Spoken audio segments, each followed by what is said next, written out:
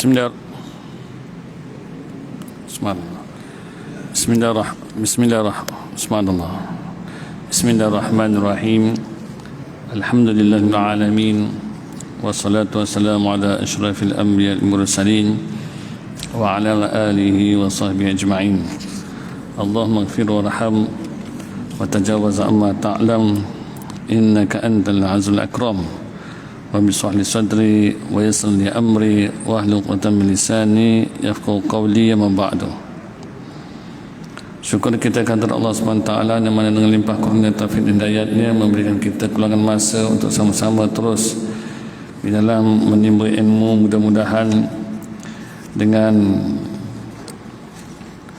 taufik dan hidayatnya ilmu yang dipelajari ini membuahkan amal ibadat. Bagi mereka yang pegang kitab, sila buka muka surat 11. Sila buka muka surat 11. La tukthir hammaka ma qaddara yakun.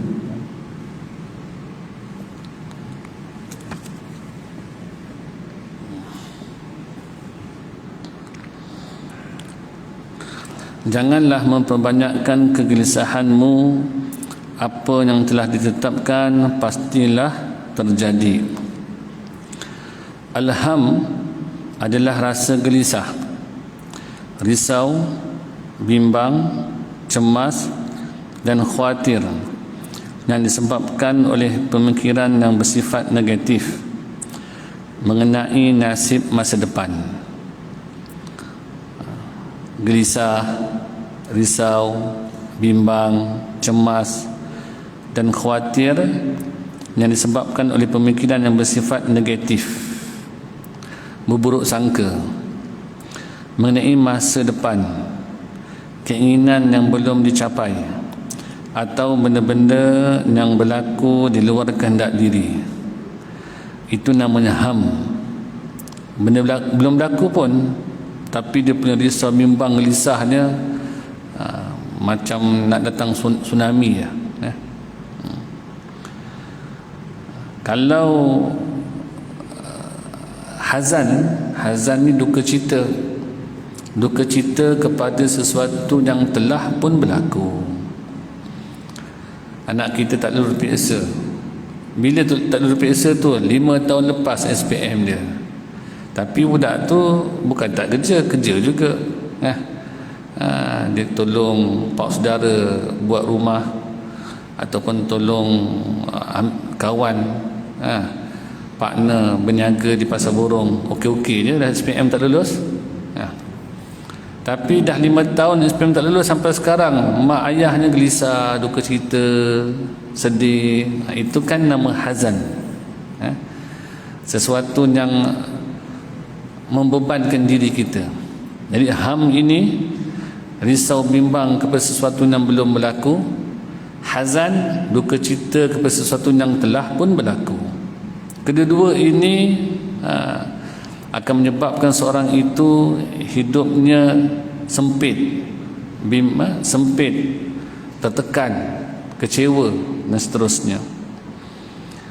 Dan semuanya akan merosakkan ketenangan hati dan jiwa seseorang. Oleh itu Rasulullah SAW sentiasa berlindung kepada Allah Ta'ala daripada sifat ini setiap pagi dan petang dengan doanya yang masyhur. Ini doanya Nabi ajar. Amalkanlah. Sebab dilihat zaman sekarang ini, orang yang dilihat bertudung, jaga solat 5 waktu, memakmurkan rumah Allah, akhirnya berada dalam kegelisahan, kesedihan yang melampau hingga kan sanggup untuk membunuh diri. Solat tetapi masih ada keinginan nak bunuh diri itu. Tutup aurat tetapi masih ada rasa sempitnya hati ini. Maka kita carilah punca sakit di mana dan kita rawatilah penyakit itu. Maka Nabi mengajar kita doa, dan doa ini mudah-mudahan menjadi motivasi bagi kita untuk terus semangat, untuk semangat hidup walaupun bala bencana, sakit derita sepanjang hidup kita. Apa doa itu? Allahumma inni a'udzubika minal hammi wal hazan. Ya Allah, aku berlindung kepadamu daripada kegelisahan dan kesedihan. Dua ni kena minta lindung lah. Janganlah tertimpa dengan ham dan hazan. Apa tu ham? Kegelisahan, risau, bimbang, cemas, khawatir kepada sesuatu yang belum pun berlaku tetapi telah menyerang pemikiran kita dan emosi kita. Terbebanlah kita. Contoh, kalau sebab kenapa kita disembunyikan ataupun tidak dikhabarkan kepada kita tentang takdir? Hikmahnya supaya kita hidup tenang. Kalau kita tahu tentang takdir kita, maka kita akan gelisah. Apa taknya? Minggu depan sudah tahu hari Jumaat, pergi solat Jumaat, terseliuh di depan masjid. Sekarang dah risau dah, Allah, minggu depan terseliuh pula, 2 bulan tu duduk kat rumah terseliuh tu. Sekarang macam mana? Bulan depan pula orang yang kita kasihi, ibu kita meninggal. Macam mana sekarang rasanya? Terbeban tak? Terbeban. Tahun depan pula isteri telah failkan ke mahkamah minta cerai. Macam mana? Boleh hidup tak? Tak boleh hidup kita. Risau. Jadi akhirnya kita akan terbebanlah dengan apa yang akan berlaku itu. Justru itu hikmahnya takdir itu disembunyikan, disorok. Tunggu saja saat dia muncul. Kita hanya perlu sabar dan redha sahaja, supaya kita hidup tenang. Itulah hikmahnya. Namun Nabi mengajar kita doa supaya memberikan kita, menenangkan hati kita agar tidak terlampau sedih, tidak terlampau gelisah. Apa doanya? Allahumma inni a'udzubika minal hammi wal hazan. Ya Allah, aku berlindung kepadamu daripada kegelisahan dan juga kesedihan. Wa a'udzubika minal ajzi wal kasal. Dan aku berlindung kepadamu daripada kelemahan dan kemalasan. Ini satu hal juga ni. Kalau dapat anak yang malas, macam mana? Dia kalau main game, main bola, cergas. Tapi suruh baca buku, baca Quran, suruh solat, lemah, longlai, malas. Kalau isteri dapat suami macam tu, macam mana? Lemah, malas. Bang, tong gas dah habis dah ni. Gas dah habis dah ni. Ya, habis dah. Lepas tu, awak tanya saya pula. Kan lemah kita dengar macam tu. Telefonlah budak Aceh suruh datang. Kedai Aceh tu pun bang, yang jaga kaunter seorang, yang jaga depan potong siang ikan seorang. Dah tak ada orang lain dah. Kan ada 2-3 orang tu. 3 orang dah kena tangkap, permit tak ada. Habis macam mana? Awaklah pergi ambil. Oh, saya kena bawa kan? Yalah, itu pun tak nak angkat. Dia heritnya tong gas tu sampai depan pintu, sampai koyak kapet. Malas. Lepas tu duduk depan pintu, pegang kocik rokok tak ada, masuk cik rokok dulu. Lepas tu isap rokok dulu. Tak agak lagi tu. Pelan-pelan turun, masukkan dalam kereta, pergi ke kedai Aceh, tukar gas. Dah balik tukar gas tu, naik rumah saja je, bini kata, mana gasnya? Allah, dalam kereta pula lah, lupa ambil. Lupa. Macam mana perasaan isteri dapat suami macam tu? Letih. Ambil lah bang, cepat, nak masak tidak? Awak nak makan tidak ni? Awak tak boleh ambil ke? Kita pula orang perempuan suruh ambil. Bergaduh pula situ. Penat bergaduh lagi.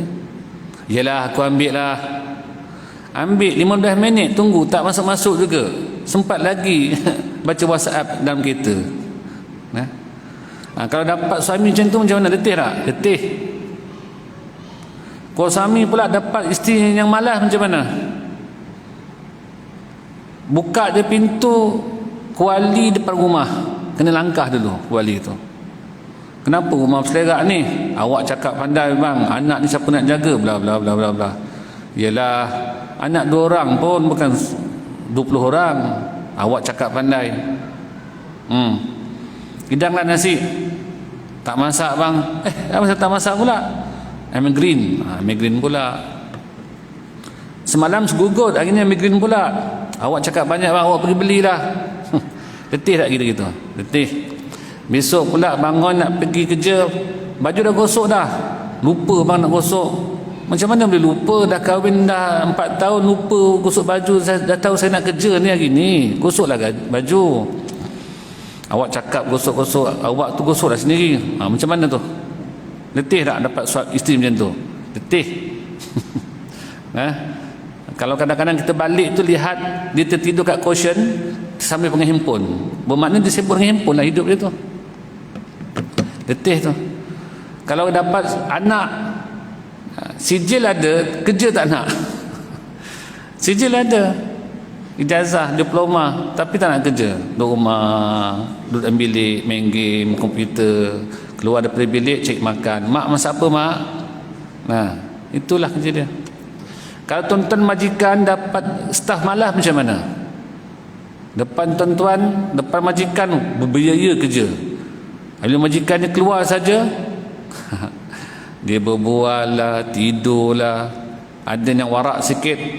Pukul 11 dah masuk surau semain duha sampai ke zuhur. Semain duha 2 rakaat, lepas tu tidur dalam musola kat pejabat. Macam mana? Bos pasang CCTV, tengok depan handphone dia.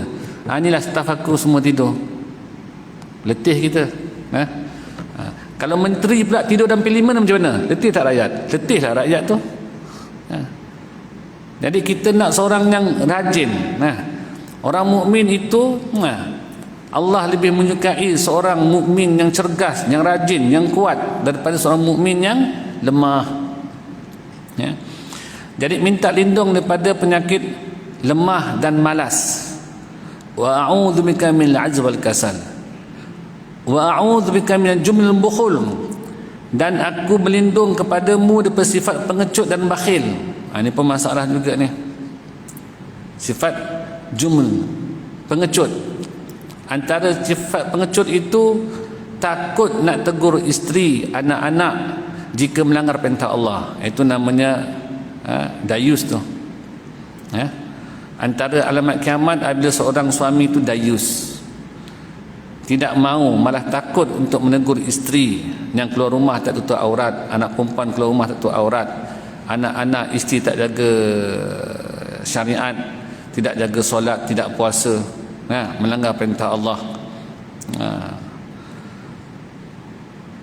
Maka minta hindar, minta lindung daripada penakut dan bakhil.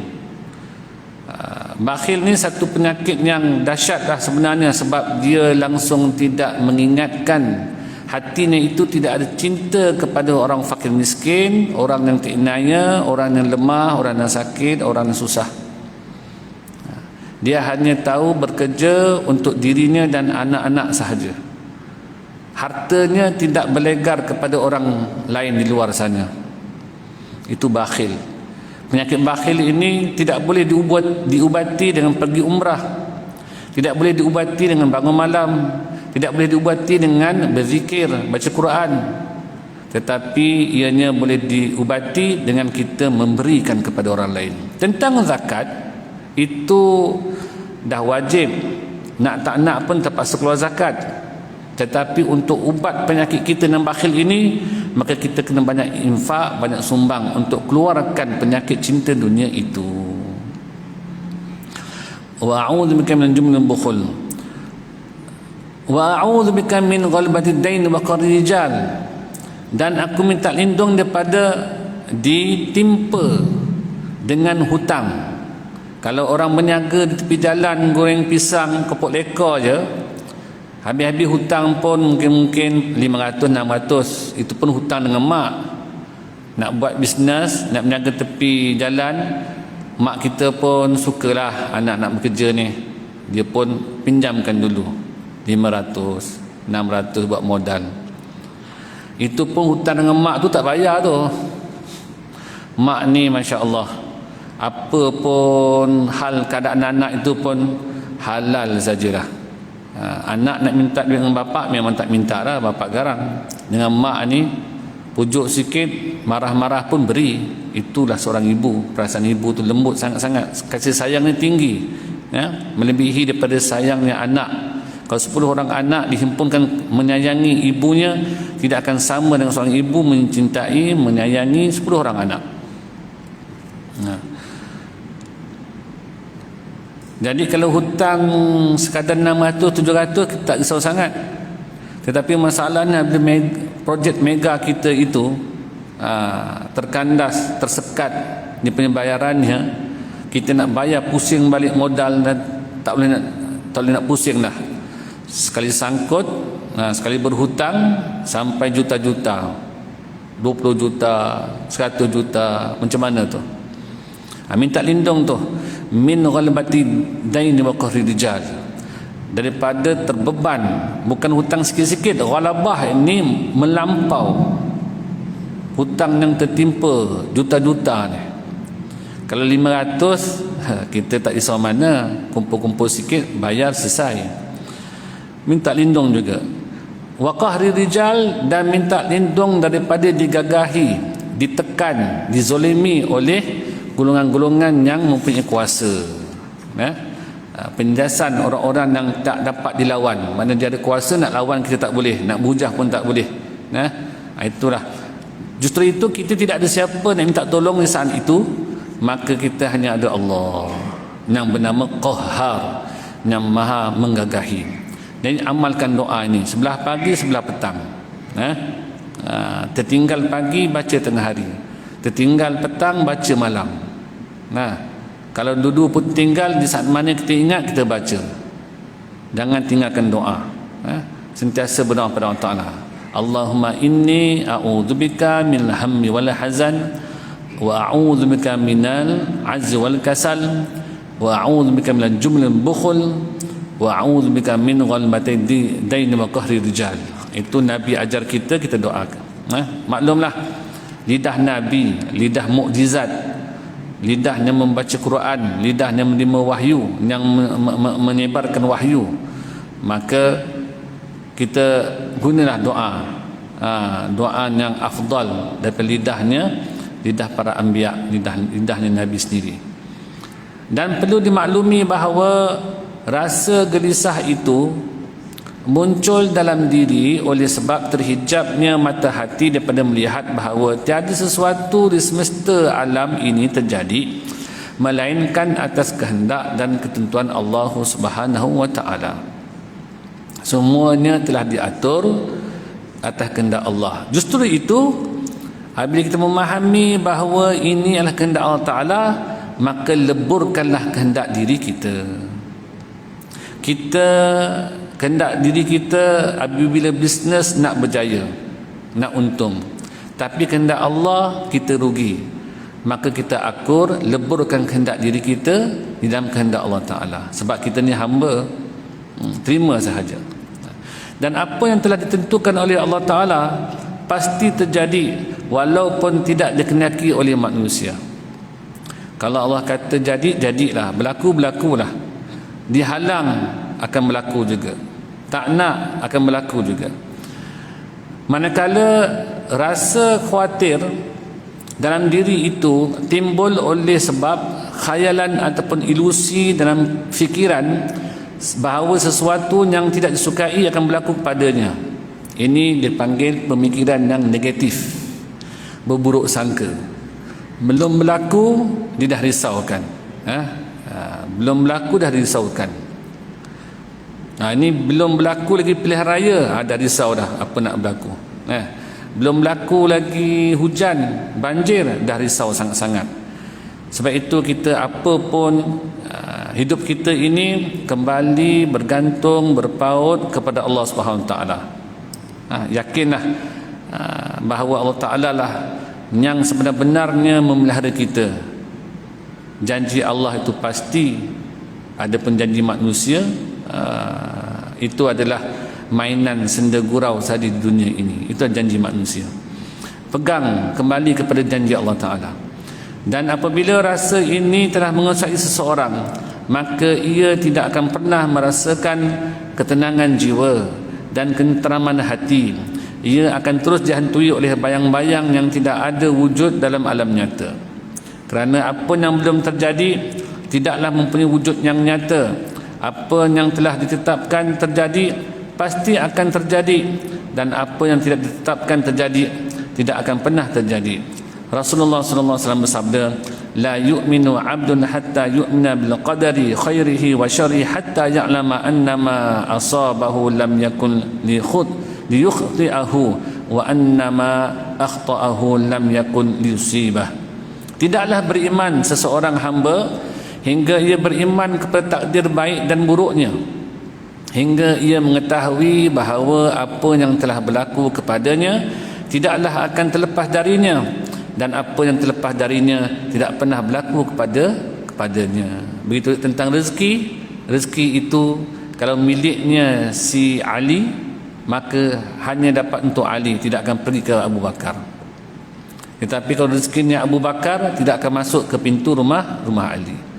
Setiap rezeki, setiap ketentuan sudah siap, kita hanya sebagai seorang hamba menerimanya sahaja. Menanti setiap saat singkapan takdir, lantaran itu kita menerima dengan redha. Kalaulah kita redha kepada rezeki yang mendatang, maka redhalah juga kepada pasangannya.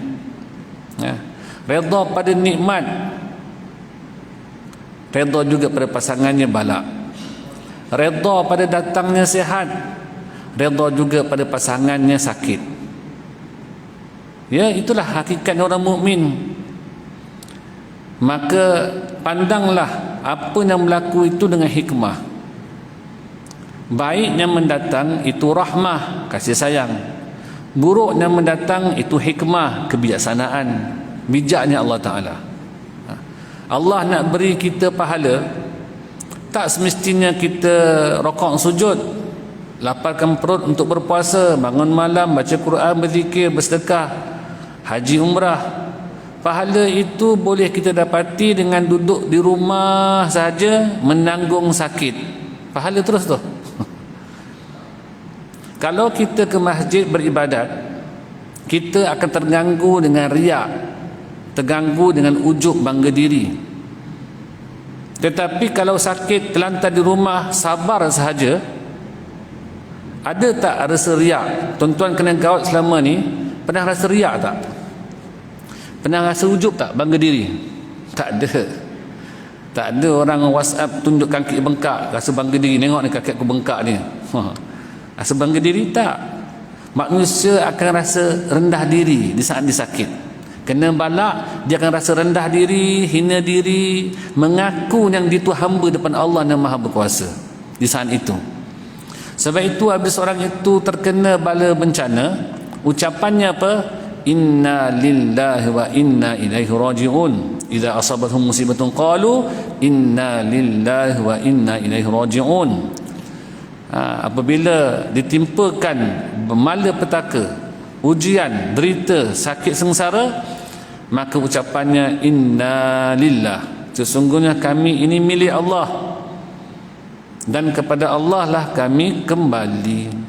Poin di sini ialah derita, sakit, sengsara, bala bencana ini untuk apa? Untuk kembali pada Allah. Pengalaman kita selama ni sakit macam mana? Tuan-tuan rasa sakit macam mana? Kalau ada masalah keluarga, isteri minta cerai, anak tak balik rumah, kena buang kerja, pengalaman tuan-tuan macam mana? Ingat Allah? Malah lebih ingat Allah. Tak pernah bangun malam. Seorang ibu tak pernah bangun malam, ayah tak pernah bangun malam, tetapi apabila anak perempuan tak balik rumah, di saat itu bangun malam. Di kala mana anak nak periksa, bangun malam. Semua cari Allah balik. Apabila datang ujian, datang bala bencana, manusia kembali kepada Allah. Berzikir tidak henti, baca Quran tidak henti. Tak mampu nak datang masjid, di kali itu teringat pula wajah Pak Imam menjelma depan mata kita di saat sakit itu. Teringat masjid, teringat kuliah. Tetapi manusia ni memang jenis pelupa. Habis waktu sakit teringin nak pergi masjid, tetapi setelah sehat hanya lintas masjid saja. Inilah manusia. Maka dikarenakan sering terlupa, maka Allah juga sering memanggil kembali untuk kembali ke pangkal jalan. Cara macam mana? Allah bagi sakit lagi, Allah bagi ujian lagi. Tujuannya apa? Hikmahnya apa? Untuk kembali kepada Allah. Tidaklah beriman seorang hamba sehingga ia beriman kepada takdir baik dan buruknya, hingga ia mengetahui bahawa apa yang telah berlaku kepadanya tidak akan pernah terlepas daripada dirinya. Dah ditakdir nak berlaku, dia akan berlaku. Dan apa yang terlepas darinya tidak pernah berlaku, dan apa yang terlepas darinya tidak akan pernah berlaku kepadanya. Seterusnya, fikraka wa ikhtiyaraka da'huma warak wa tadbira aidan wa syahad man yarak. Fikiran dan upayamu tinggalkanlah keduanya di belakangmu, demikian juga perencanaanmu, dan saksikanlah zat yang maha melihatmu. Berfikir, berupaya dan merencanakan adalah sebab-sebab jadi perantaraan untuk mencapai tujuan yang dikehendaki. Jadi kita memang hakikatnya semuanya Allah, tetapi kesemuanya itu berjalan mengikut sistem alam. Sebab alam ini ada sistemnya yang kita panggil dalam ilmu usuluddin hukum akal. Hukum akal. Maka akal menerima apabila sesuatu itu berlaku, maka perlukan sebab musabab. Kalaulah untuk memotong, maka gunalah pisau. Kalau untuk membakar, gunalah api. Kalau untuk hilangkan haus, gunalah air. Itu memang fitrahnya begitu, sunnatullah, sistem alam. Sebab musabab.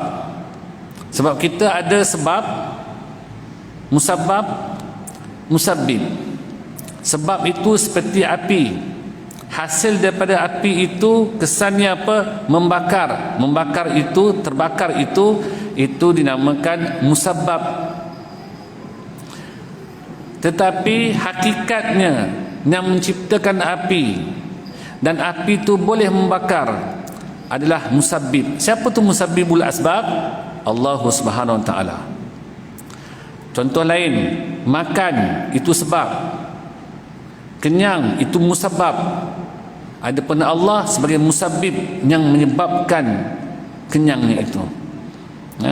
Jadi kita tidak boleh bersandar pada sebab seperti nasi dan bersandar kepada musabbab seperti kenyang, tetapi hendaklah bersandar kepada musabbib yang menyebabkan itu, menyebabkan kenyang. Maka fikiran dan upayamu, fikraka wa ikhtiyaraka da'uhuma warak wa tadbira aidan wa syahad man yarak. Fikiran dan upayamu tinggalkanlah kedua-duanya di belakangmu, demikian juga perencanaanmu, dan saksikanlah zat yang maha melihatmu. Berfikir, berupaya, merencanakan adalah sebab dan perantaraan untuk mencapai tujuan yang dikehendaki. Tuan-tuan nak hilangkan haus, tujuannya maka gunakan asbab air. Tuan-tuan tujuannya nak membakar, maka guna asbabnya api. Kalau tuan-tuan nakkan tujuannya syurga, sebabnya apa? Beramal. Tapi ketahuilah bahawa asbab itu tidak akan memberi kesan dan hasil dengan sendirinya kecuali dengan izin Allah Ta'ala. Jadi Allah tu musabbib. Api sebab, membakar musabbab. Allah dipanggil musabbib.